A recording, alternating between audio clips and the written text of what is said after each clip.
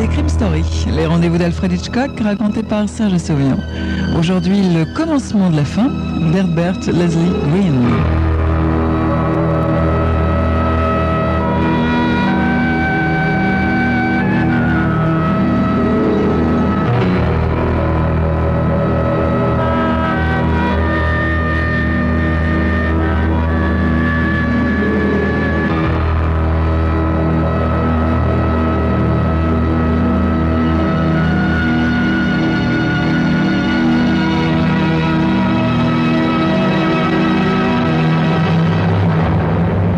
Il se sentait triste et désespéré d'avoir 50 ans, alors qu'un jour, il en avait eu 20. Si grande était la différence maintenant, si grande. Il observait la blonde à l'autre extrémité du bar, et elle le révoltait. Elle le révoltait, et pourtant, il la désirait. Et tout ça n'avait rien de logique. À 20 ans, il l'aurait à peine regardée, mais il en avait 50. Et il aurait donné son sang pour qu'elle lui sourie, simplement pour qu'elle lui sourie. Pourtant, elle n'était même pas belle.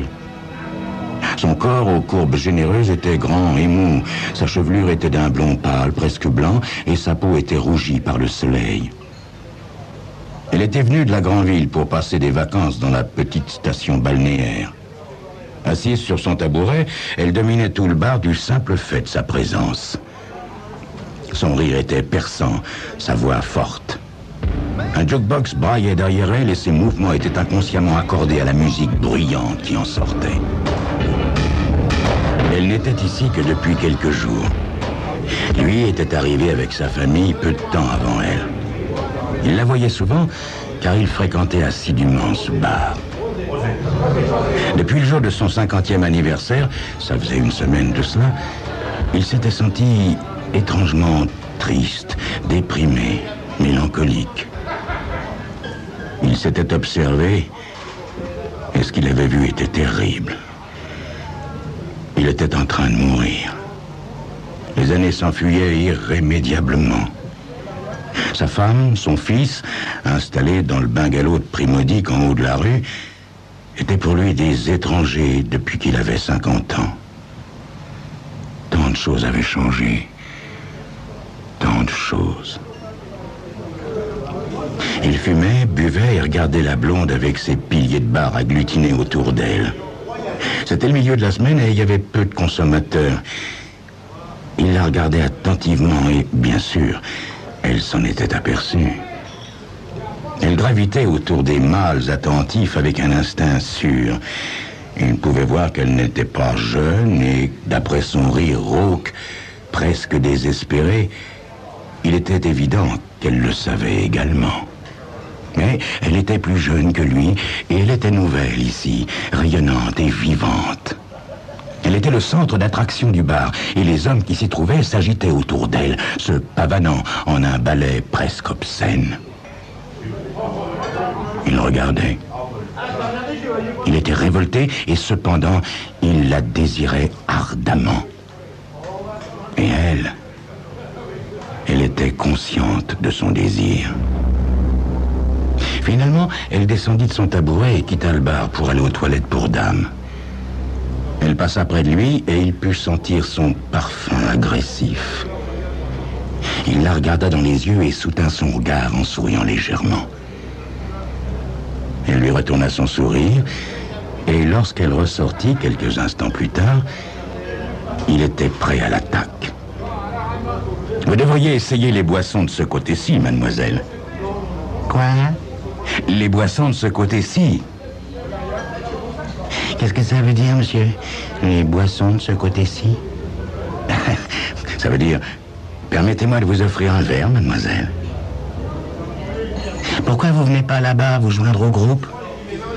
Parce que je n'aime pas les groupes, mademoiselle. Qu'est-ce que vous aimez, alors? Ce que j'aime. Asseyez-vous, mademoiselle, et je vous le dirai. Mais j'étais avec ces types là-bas, monsieur. Elle indiqua de la tête les deux ivrognes à l'autre bout du bar. Lui, il haussa les épaules. Ah, si c'est votre idée de l'amusement... Elle se rapprocha de lui. J'ai aucune idée sur l'amusement, monsieur. Je veux bien tout essayer. Quelle est votre idée sur l'amusement, monsieur?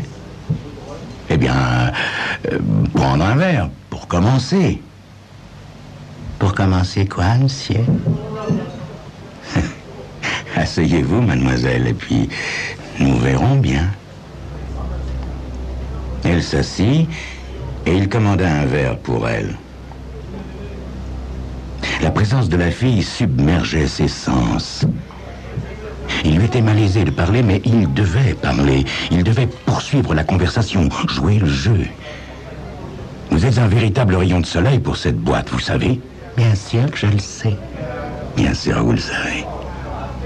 Permettez-moi de vous souhaiter la bienvenue dans cette ville, mademoiselle, si personne n'a encore songé à le faire. Ah, si, on m'a déjà souhaité la bienvenue. Mais vous pouvez garder ce foutu patelin pour vous, il est mortel. Comment est-ce qu'on peut vivre ici? Oui, je me le demande parfois. Votre femme, elle doit aimer ce patelin, hein? Et peut-être aussi vos 6 gosses. Non, seulement un. Je n'ai qu'un enfant et c'est déjà suffisant, croyez-moi. Vous voyez, je suis loyal envers vous, je vous dis toute la vérité. J'ai une femme et un gosse et je les aime tous les deux. Alors pourquoi vous offrez à boire à une dame que vous connaissez pas? Pourquoi vous n'êtes pas chez vous avec votre femme et votre gosse? Je les aime beaucoup, mais je peux plus les supporter. Ils éclatèrent de rire tous les deux. Il commanda au barman d'autres verres et, avec l'alcool, parler devint plus facile. Il se sentit soudain plus sûr de lui, plus fort, plus jeune. Le jukebox beuglait au loin et la salle sembla devenir dense et lointaine, au-delà du périmètre qu'ils formaient à eux deux. Puis, il sentit son genou contre le sien et il fut secoué comme il ne l'avait pas été depuis des années. Il était tout près d'elle. Son visage semblait doux et presque joli. Il fait aussi chaud qu'en enfer là-dedans. Hein, mademoiselle? On pourrait peut-être sortir et marcher un peu. Il fait une nuit splendide.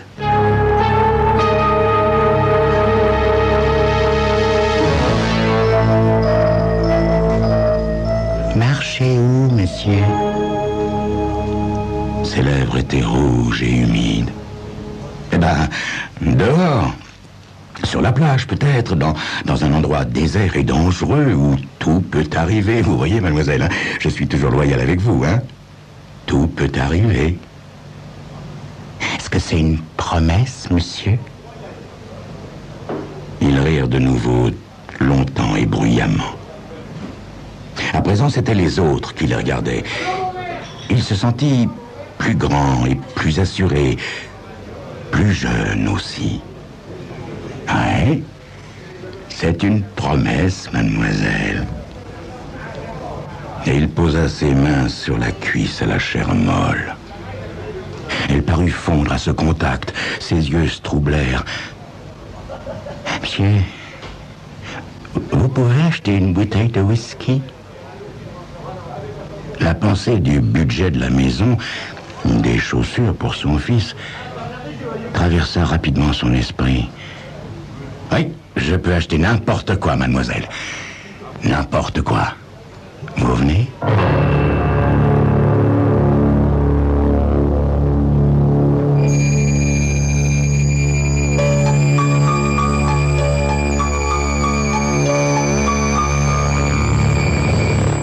Allait-il l'entraîner sur la plage et tenter de la séduire? C'est ce que vous saurez dans quelques instants.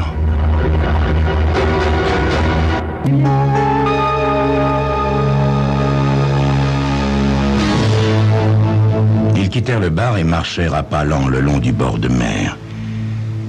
Il tremblait vraiment de la sentir toute proche de lui. Il passa son bras autour de sa taille et elle se laissa aller contre lui, mollement, si mollement. Son parfum imprégna son cerveau. Ils échangèrent des paroles insignifiantes, équivoques. Puis, à nouveau, Ils éclatèrent de rire. Il l'emmena sur la plage de sable et elle retira tout de suite ses chaussures. Il resserra l'étreinte de son bras, le cœur battant comme celui d'un gamin. Il avait l'impression d'être un gamin. Ils se passèrent la bouteille de whisky plusieurs fois, buvant goulûment. Un vent léger venait de la mer, paisible, les rafraîchissant. C'est agréable ici, hein, monsieur? Bien sûr que c'est agréable, mademoiselle. Il l'embrassa, posant maladroitement sa bouche sur la sienne, manquant ses lèvres, ne trouvant que sa joue. Elle ricana et lui échappa. Il voulut la rattraper, mais elle s'enfuit en courant sur la plage, éclairée par la lune, en riant aux éclats. Il la rattrapa et ils s'embrassèrent longuement et violemment. Il était tout tremblant lorsqu'elle s'écarta de lui.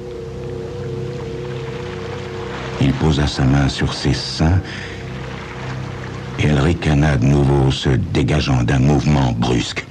« Donne-moi la bouteille, espèce de vieux cochon. »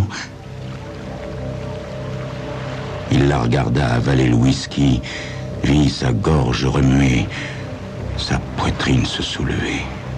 « Asseyons-nous un instant, mademoiselle. »« Je veux pas m'asseoir, je veux marcher dans le sable. » Elle partit en courant, trébuchant légèrement.